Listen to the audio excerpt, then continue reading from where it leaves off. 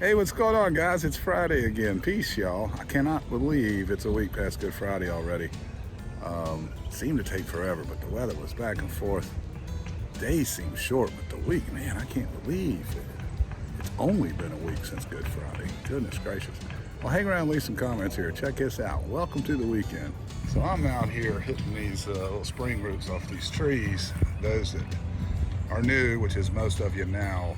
I used to have 6 Bradford pears right here. That's actually a branch from my humongous elm tree. It's the only big tree I have left in this yard. I've taken down about a dozen older trees. Anyway, so I was out here doing this and I looked up and my white azaleas have bloomed.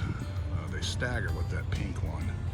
It just looks so pretty. I thought, man, I had to get a record of that. Anyway, let's go out to the back. I'll show you the garden. Oh, look at the knockouts. Aren't those knockouts beautiful? Goodness gracious. There's a spring shot for you. Of course, the pink's already played out. Sometimes everything's lit up at the same time. The pink went early and got it over with. And then these knockouts back here are actually a lighter. They're more pink than red. All right, let's get to the east garden. Man, paint your hairs there.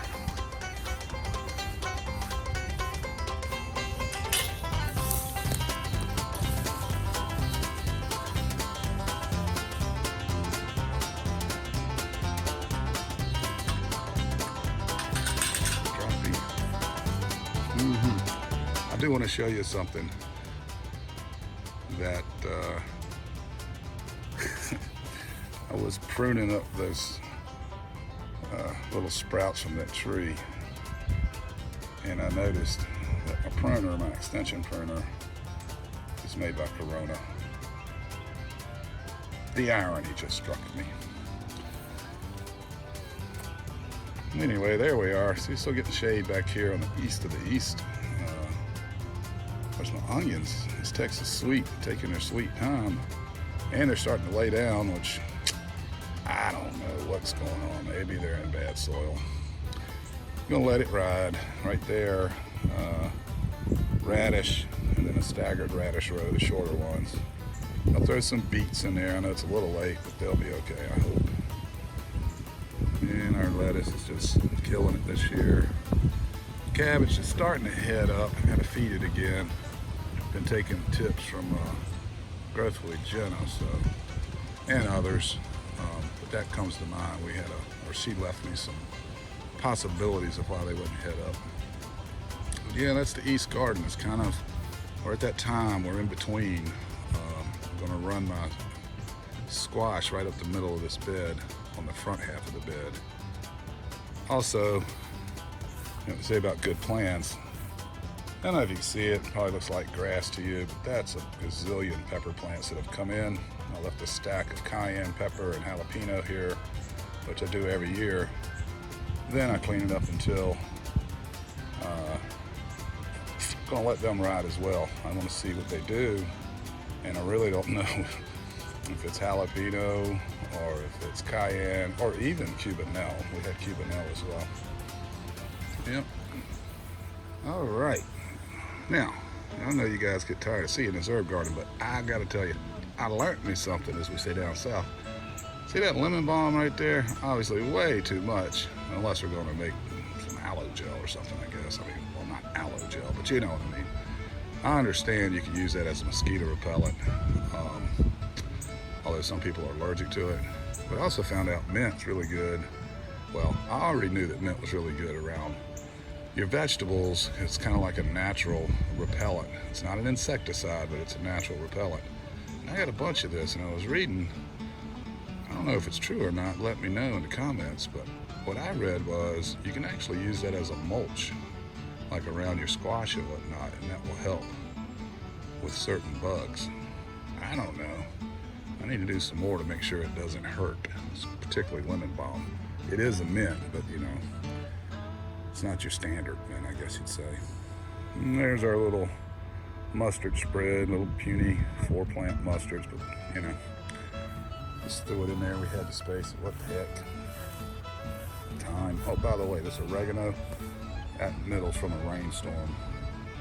That oregano is now 3 foot. It's a yard deep, 4 foot wide. That got me to thinking maybe fill this whole thing up and start selling oregano at the farmer's market, but I don't think it would be cost effective.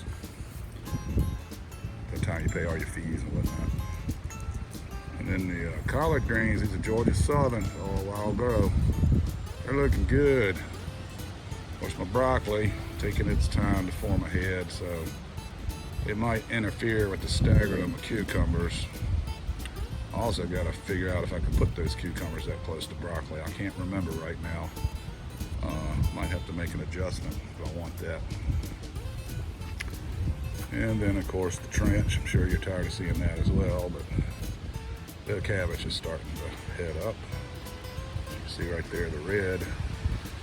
The reds seem to be ahead of the greens, which seems backwards. I thought the greens were supposed to be. It's not that they're not heading, but the reds just look like they're going to get there first. So let's head over to my little, this is a potting station. It's not really a potting station. I keep everything mobile.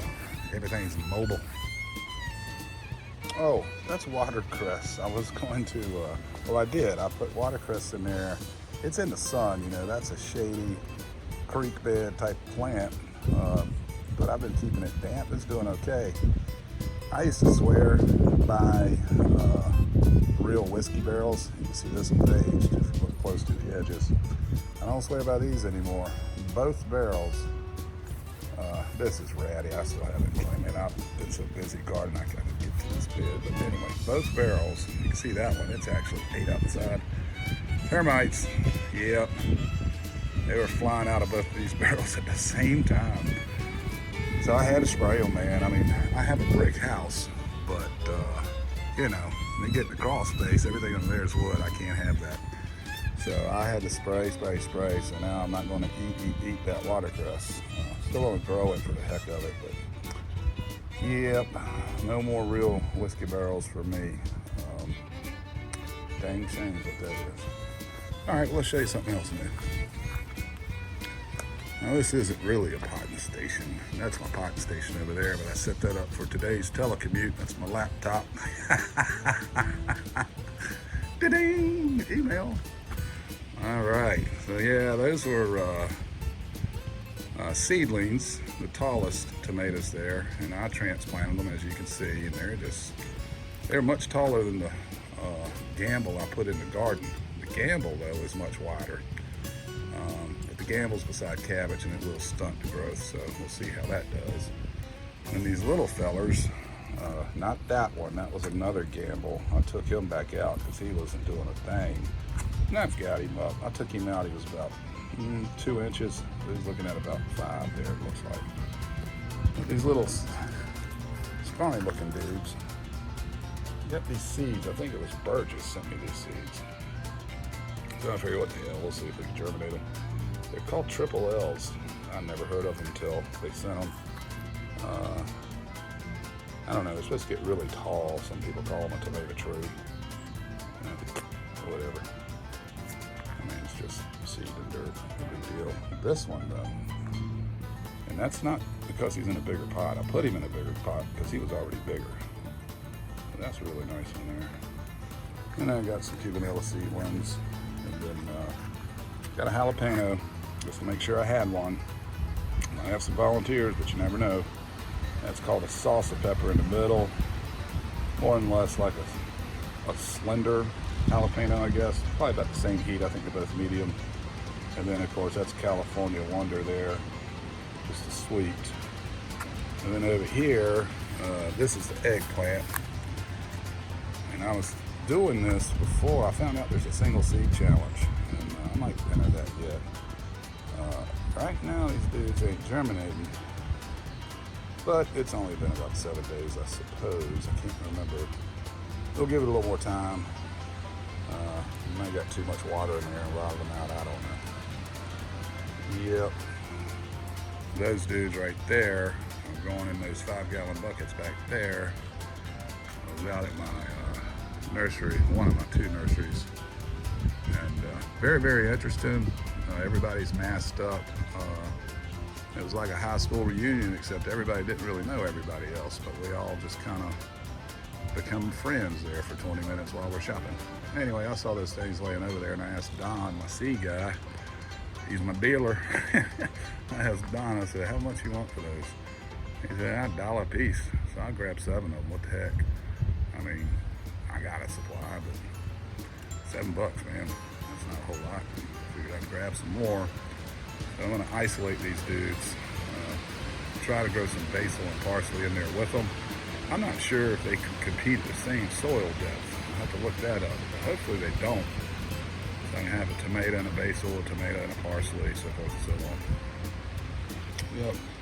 And then since we're here, I was gonna shoot some live stuff today to see how this did again. I did it, I guess last Saturday morning, but I don't know, it's so windy out here, and I've seen people do live, and some are really good at it. I just don't know if even one person cares to watch me talk live for 20-30 minutes. However, I thought, that'd be cool if we could do some Zoom. You can stream to YouTube from Zoom, and you can get a free account where you get 40 minutes. I was thinking maybe we could start a little group and get together regularly, just pick a time of the week that's convenient for everybody, and just zoom in and have a little garden chat, a little 30-minute garden chat, see how things are going, what people are up to. We'll see. It's not urgent to me, but if you're interested in it, let me know. Drop a comment down there. All right, I gotta check my email, let everybody know that, yeah, I'm still working. There's my peonies. They're getting ready. Got ants all over them. Heaven. Well, y'all have a great weekend. We'll see you, I guess, Sunday afternoon when I do my Sunday post. Peace, y'all.